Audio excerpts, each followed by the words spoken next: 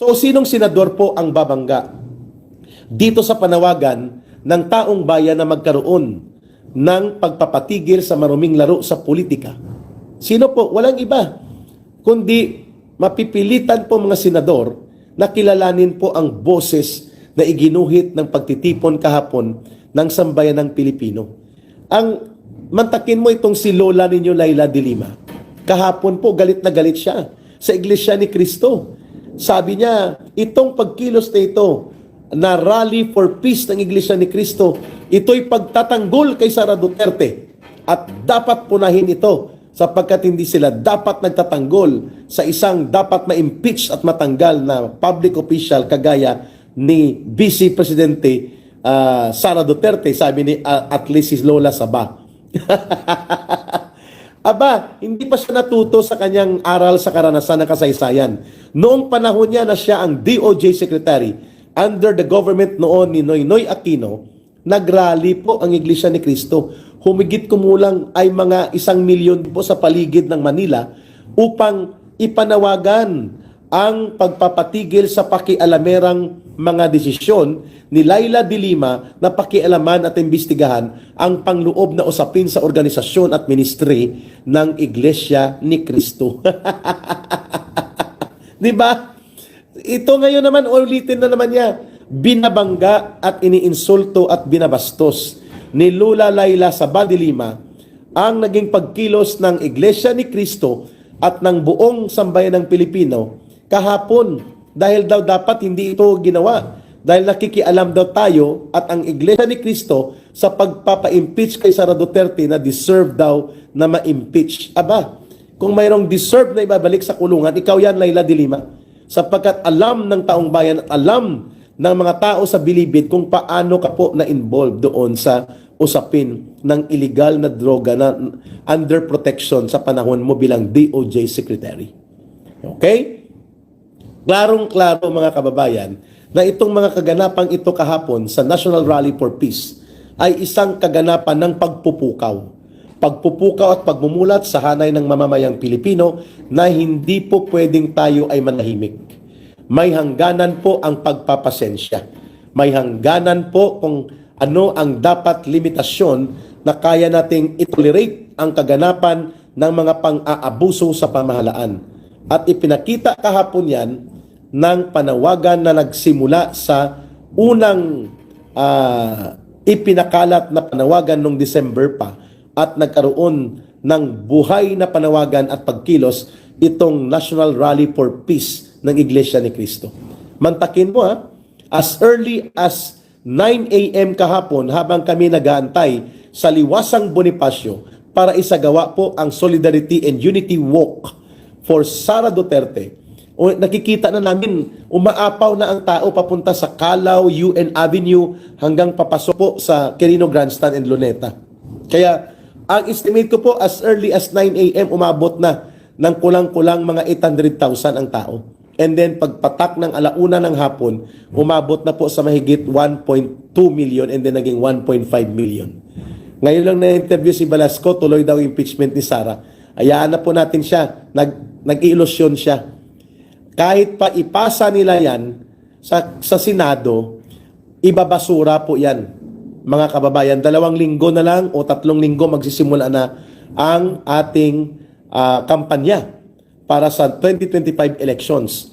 So kung ipipilit nila yan at alam naman ng taong bayan na yan ay isang pakana na gusto lamang nilang wasakin at paralisahin ang political influence ng mga Duterte political group at walang batayan legal at batayang katotohanan, ay hindi po yan palalagsin ng mamamayan.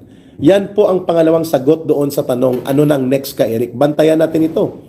Sapagkat kung itutulak nila sa Kongreso ni Martin Romualdez at hindi nila papakinggan ang panawagan ni Marcos Jr. at hindi siya rerespetuhin na huwag ipagpatuloy itong mapangwasak na impeachment complaints laban kay Vice President Sara Duterte, and in spite of the very resounding and very decisive action on the launching of National Rally for Peace with the undercurrent na ito'y nagtatakwil at pumupuna sa mapangwasak at maruming laro nila sa politika in the guise of impeachment complaints na ito, aba, mukhang gusto yatang kumuha ng bato upang ipokpok sa kanyang sariling ulo ni Martin Romualdez upang itulak nila na magkaroon ng impeachment complaints in spite of the overwhelming and resounding rejection na ipinanawagan kahapon ng sambayanang Pilipino sa pangunguna ng Iglesia ni Cristo sa sagawa ng National Rally for or Prayer for National Rally for Peace. Pang-apat na punto, wala pong senador na sasalo nito. At upang malaman po natin yan, they need a quorum. They need a quorum, itong grupo ni Martin Romualdez na ipaakyat sa Kongreso o sa Senado, ang quorum dapat 13 senators ang papayag na i-convene ang Senate Impeachment Court at gumawa at magsagawa ng special session para gumawa ng Rules of Impeachment Court at magsagawa ng Schedule of Impeachment. I doubt na gagawin niya ng mga senador. Nagsalita na po si Senador Sherwin Gatchalian.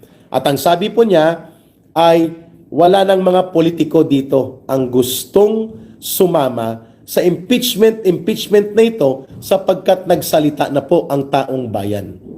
Though i-shortcut daw nila ang complaints laban kay Sara Duterte, whatever they want to do, they have to follow and listen to the voice of the people na isinagawa kahapon. Si Kilay walang comment kasi interesado din po siya na makaupo bilang vice presidente kapag naging matagumpay ang masamang hangarin nila Martin Romualdez. Pero nakakalimutan ni Senator Chis Kilay Escudero na si Martin Romualdez is very astute. Manipulator po yan sa mga gawaing hakbang ng manipulasyong pangpolitika.